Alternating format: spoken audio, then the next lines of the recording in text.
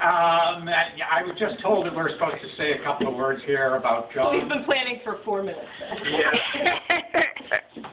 I don't know what, everybody in the room knows what a great guy John is. I've known John probably since he was born.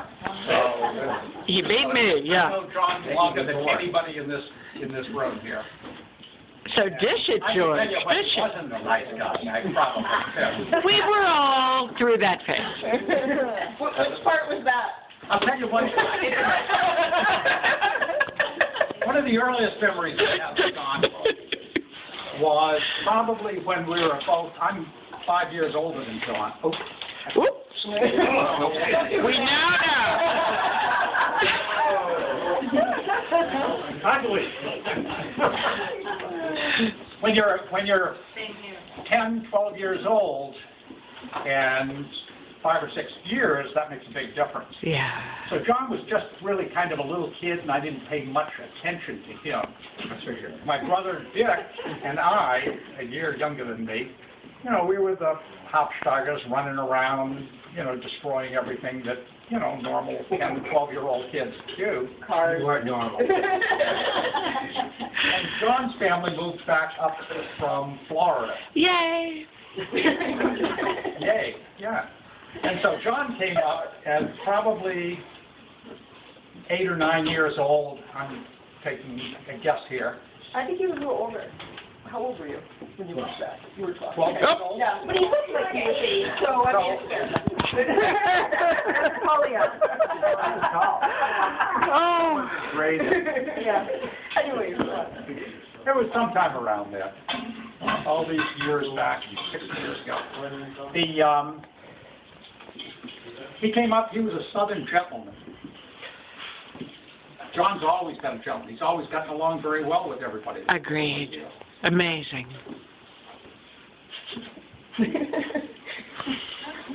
And when my dad said, "Oh, John, could you do this?" he would say, "Oh, yes, sir." Or my mother would say, "Could you do this?" and he'd say, "Oh, yes, ma'am." And he was going around saying, "Yes, sir," and "Yes, ma'am," all over the place. Making you look bad, George? Oh, yeah. We're hanging around, and of course, we didn't say "Yes, ma'am" or "Yes, sir" to anybody. We were lucky to say "Yeah." Yeah. Or "Duh." Yeah. Or whatever, yeah.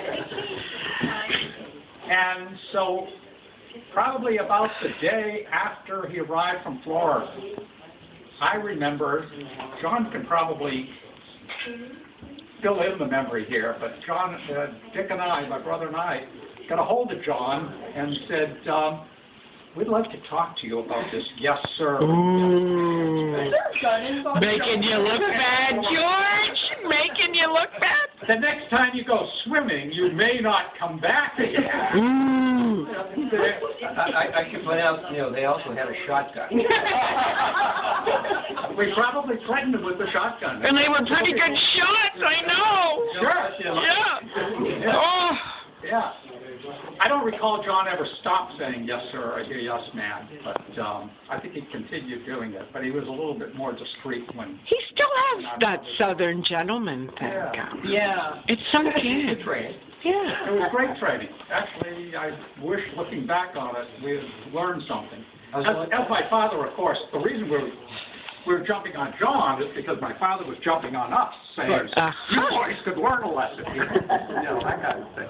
That's we all know. I was the only kid in Merrimack High School that had a Southern accent. I didn't think you had a Southern accent. I got rid of it in a hurry. Yeah, I guess so. Survival, yeah. I'll tell you, I just thought of another thing. Is that why you married Mom? New England thing down? Yeah, right. Yeah, and another thing I just kind of thought of, John gets along very well with everybody, and sometimes maybe too well. And what I'm thinking of is one time John was when he was in the service, he was in the Army and stationed out in Arizona, I think it was. And you'd have to see some pictures of John when he was 20 years old. this guy could have been in the movies. I mean, he was really a handsome guy. I got pictures right here. Yeah. I have pictures, photo albums are in, yeah. Hey, look, he was a handsome guy. Pretty good, So he yeah. had all these girls. What happened to him now? Quiet. Hey, no heckling, no heckling. Careful. So he had all these girls left behind around New Hampshire here, in southern New Hampshire, and one in particular, you know, he's off in Arizona. He's a soldier. He'd like to get letters from home. I don't know what he was writing back to. What was your name? Who remembers? Okay. I haven't. This is good. I got it on film now, though. I've heard about Dottie. Dottie, yeah. Dottie, I remember writing a letter to John. Do you remember that? Yeah. Saying, well, I don't know what you're saying. I don't know what you're putting in these letters. Yeah. But Dottie is coming up to your house, and she's calling you Mom.